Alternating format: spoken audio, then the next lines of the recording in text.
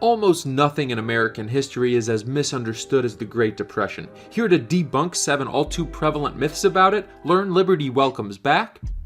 I'm Anthony Davies, Associate Professor of Economics at Duquesne University and co-host of the weekly podcast Words and Numbers. Myth number 5. Bank mismanagement and profiteering were responsible for insolvency and bank runs. This is a myth that recurs whenever we enter a period where people are upset with the banking system and lending. That banks somehow, because they were profiteering, because they were mismanaged, that's what led to the massive bank failures in this country. So the way to think about a bank as a business that uses an input just like businesses use and produces an output just like businesses do. Except with a bank, the input is people's savings and the output is loans.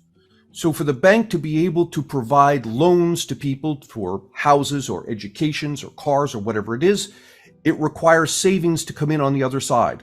And then the profit it makes from that lending, the loans, it comes back and it's able to repay the savings that people put into the bank. If you run into a situation, as we did in the Great Depression, where the bank goes bankrupt, the people it loaned the money to can't afford to pay it back, the bank then has no money to pay back the savers who come to withdraw their money, and so the bank goes bankrupt.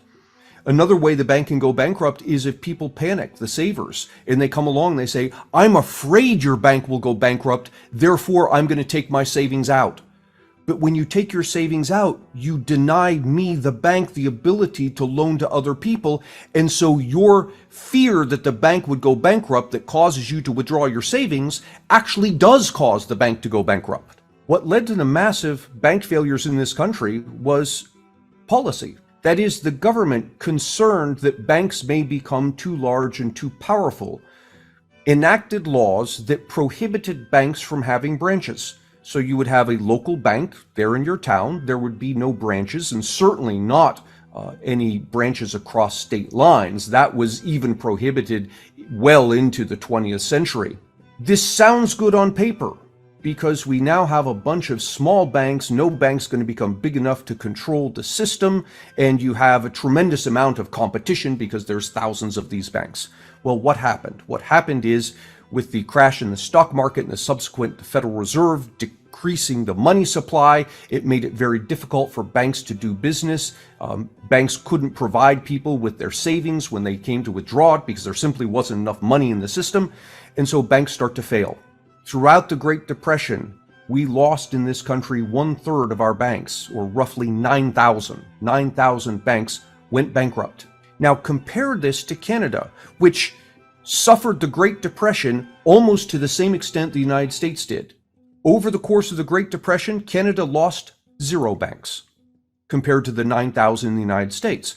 What's the difference? The difference is that in Canada, banks were allowed to have branches. They were allowed to grow as large as the market allowed them to grow.